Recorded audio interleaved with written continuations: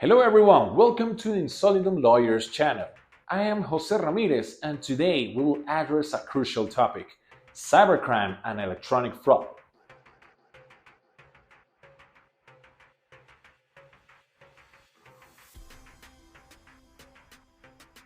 In today's digital age, cybercrime and electronic fraud represent significant threats to both individuals and businesses. Cybercriminals have refined their techniques using advanced tools to steal information, money, and in some cases, entire identities. Today, we will explore the main risks associated with cybercrime and electronic fraud, as well as the preventive measures we can implement to protect ourselves.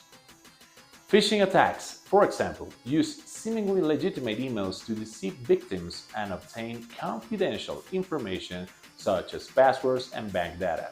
Malware and ransomware are malicious software that can infiltrate systems, encrypt important data, and demand a ransom for its release. Financial fraud, in turn, ranges from unauthorized transactions to more complex schemes that can divert large sums of money. It is essential that both individuals and organizations understand how these crimes operate and what steps they can take to minimize risk. Cybersecurity training, the implementation of advanced technological solutions, and regular audits are just some of the effective strategies we will discuss.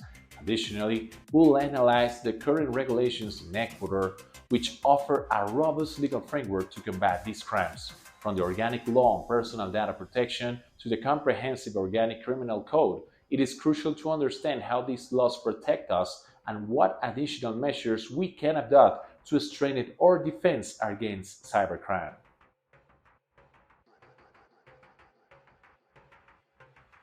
Companies can take various measures to protect themselves against cybercrime. It's crucial for creating a secure and resilient environment. First, it is fundamental to train employees on cybersecurity practices. Most cyber attacks begin with human errors, so educating staff to recognize suspicious emails, dangerous links, and other potential threats is essential. Regular and updated training helps keep everyone alert to new tactics used by cybercriminals. Second, implementing robust security software is essential. Antivirus and anti-malware solutions should be installed on all company devices and kept up to date to protect against the latest threats. Well-configured firewalls can filter unauthorized network traffic and prevent improper access to internal systems. Third, regular security audits are vital to identifying and correcting vulnerabilities in the IT infrastructure. These audits should be comprehensive and include penetration tests to evaluate the effectiveness of existing security measures. Detected vulnerabilities must be addressed immediately to minimize risks. Additionally, companies should establish clear password management policies. Passwords should be strong, unique for each account, and changed regularly. Implementing multi-factor authentication (MFA) adds an extra layer of security, requiring not only a password but also a second form of verification, such as a code sent to the user's mobile phone. The other important measures include regularly backing up critical data so that, in the event of a ransomware attack, data can be restored without paying a ransom. Software updates and security patches should be applied promptly to fix known vulnerabilities that cybercriminals might exploit.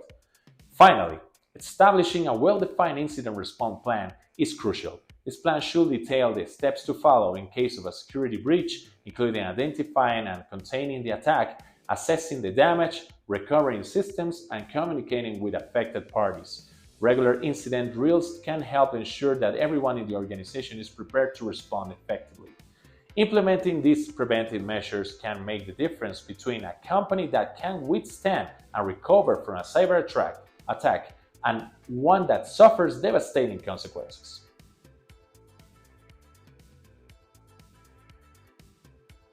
In Ecuador, the fight against cybercrime and electronic fraud is supported by a robust legal framework designed to protect citizens and businesses against these growing threats. The organic law on personal data protection is a key piece of this legislation. This law establishes stringent standards for the collection, storage, and handling of personal data. Companies are required to obtain explicit consent from individuals before collecting their data and must ensure that it is treated securely and confidentially. Penalties for non-compliance with these regulations can include significant fines and, in severe cases, the suspension of operations. The comprehensive organic criminal code also plays a fundamental role in the fight against cybercrime. This code criminalizes a range of cyber offenses, including unauthorized access to computer systems, electronic fraud, identity theft, and the spread of computer viruses. Penalties for these crimes can range from prison sentences to hefty fines, depending on the severity of the offense and the damage caused. Additionally, the COIP includes specific measures for the protection of critical infrastructures such as telecommunication systems and financial services. Crimes affecting these infrastructures are considered particularly severe and may carry harsher penalties. Ecuadorian authorities have also established specialized units to combat cybercrime. These units are equipped with advanced technology and trained personnel to investigate and combat cyber offenses. They work closely with other security forces and international entities such as Interpol and Europol to track and apprehend cybercriminals operating globally. International cooperation is crucial given that many of these crimes transcend national borders. Ecuador actively participates in international treaties and agreements that facilitate information exchange and collaboration in cross-border investigations. Finally, it is important to highlight awareness and education initiatives promoted by the government and non-governmental organizations. These initiatives aim to educate the public about the risk of cybercrime and best practices for protection. Prevention is an essential component of the global strategy to combat electronic fraud and other cyber offenses.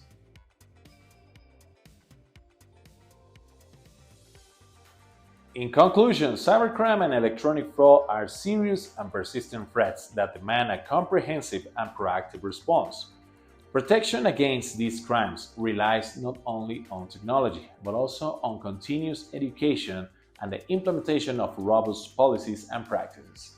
For businesses, investing in cybersecurity is not just a preventive measure, but an investment in the continuity and reputation of the business. Regular employee training on cybersecurity practices, implementing updated protection software, and conducting periodic security audits are essential steps to creating a secure digital environment. Furthermore, keeping abreast of the latest threats and cybersecurity solutions is crucial. Cyber threats constantly evolve, and only through continuous vigilance and updating our defense strategies can we stay ahead of cyber criminals.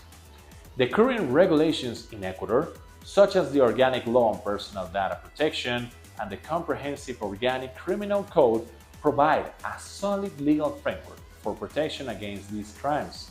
However, the effective enforcement of these laws depends on collaboration between the public and private sectors, as well as international cooperation to address cross-border threats.